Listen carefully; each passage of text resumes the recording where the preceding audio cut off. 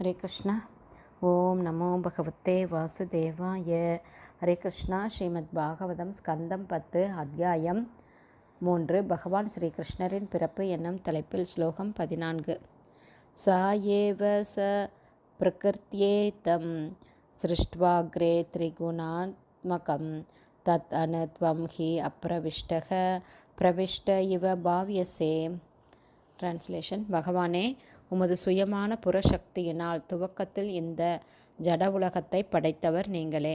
முக்குணங்களால் சத்வம், ரஜஸ் மற்றும் தமஸ் ஆன இந்த உலகத்தை படைத்த பின் உண்மையில் அதற்குள் புகாத நீங்கள் புகுந்தது போல காணப்படுகிறீர்கள். Purport by Srila Prabhupad. ஜெய் ஷீல பிரபாத். ஹரே கிருஷ்ணா. இதோட எக்ஸ்ப்ளனேஷன் போன ஆடியோவில் பாதி பார்த்துருக்கோம். பேலன்ஸ் இப்போ பார்க்கலாம்.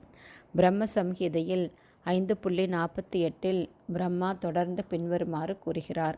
யஷ்யை கெனிஸ்வசித்த காலம் அதாவலம்ய ஜீவந்தி லோம விலஜா ஜகதண்டநாதா விஷ்ணுர் மகான் சயிக யஷ்ய கலா விசேஷோ கோவிந்தமாதி புருஷம் தமகம் பஜாமி.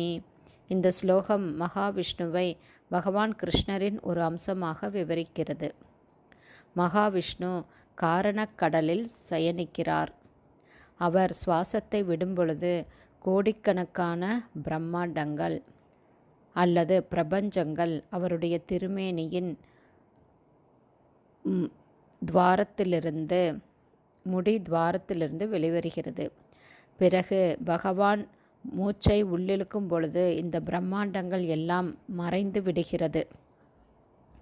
இவ்வாறாக பிரம்மாவாலும் பிற தேவர்களாலும் ஆளப்படும் கோடிக்கணக்கான பிரம்மாண்டங்கள் மகாவிஷ்ணுவின் சுவாசத்தின் மூலமாக இந்த ஜட உலகத்தில் வந்து செல்கின்றன. பகவான் கிருஷ்ணர் வசுதேவரின் புதல்வராக தோன்றும் பொழுது அவர் ஒரு சாதாரண குழந்தை போல எல்லைக்கு உட்பட்டவராக இருக்கிறார் என்று அறிவில் குறைந்தவர்கள் நினைக்கிறார்கள். ஆனால் பகவான் கிருஷ்ணர் தனது மகனாக தோன்றிய போதிலும் அவர் தேவகியின் கருப்பைக்குள் புகுந்து வெளிவரவில்லை என்பதை வசுதேவர் அறிந்திருந்தார். மாறாக உள்ளும் புறமும் எங்கும் பரவியுள்ள பகவான் எப்போதும் அங்கு இருந்திருக்கிறார். பிரவிஷ்ட இவ பாவ்யசே, அவர் தேவகியின் கருப்பைக்குள் புகுந்தது போலவும் இப்பொழுது வசுதேவரின் குழந்தையாக தோன்றியிருப்பது போலவும் காணப்பட்டார். வசுதேவரால் விவரிக்கப்பட்ட இந்த அறிவானது இந்த சம்பவங்கள் எப்படி நிகழ்ந்தன என்பதை வசுதேவர் அறிந்திருந்தார் என்பதையே சுட்டிக்காட்டுகிறது. வசுதேவர் பூரண ஞானம் பெற்ற ஒரு பகவத் பக்தர் என்பதில் ஐயமில்லை. இவரை போன்றவர்களிடமிருந்து நாம் உண்மையை தெரிந்து கொள்ள வேண்டும். எனவேதான் ஸ்ரீமத் பகவத்கீதை 4ஆம் அத்தியாயம் 34வது பதம் பின்வருமாறு பரிந்துரைக்கிறது.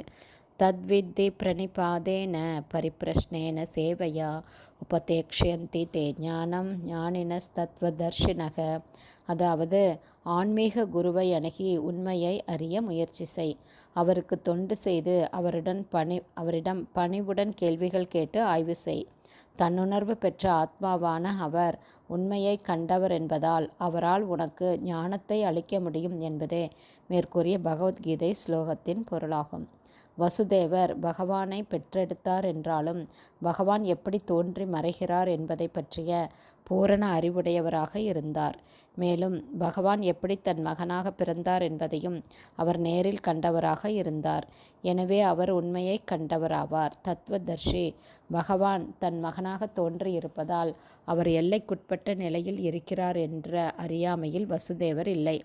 பகவான் எல்லையற்றவாறு உள்ளும் புறமும் எல்லா இடங்களிலும் பரவியிருக்கிறார். எனவே அவரது தோற்றம் அல்லது மறைவை பற்றிய கேள்விக்கே இடமில்லை. ஹரே கிருஷ்ணா. ஸ்ரீமத் பாகவதம் ஸ்கந்தம் 10 அத்தியாயம் 3 பகவான் ஸ்ரீ கிருஷ்ணரின் பிறப்பு என்னும் தலைப்பில் பதம் 14 ஸ்ரீல பக்திவேதாந்த சுவாமி பிரபுபாதாவின் விளக்க உரை நிறைவடைந்தது.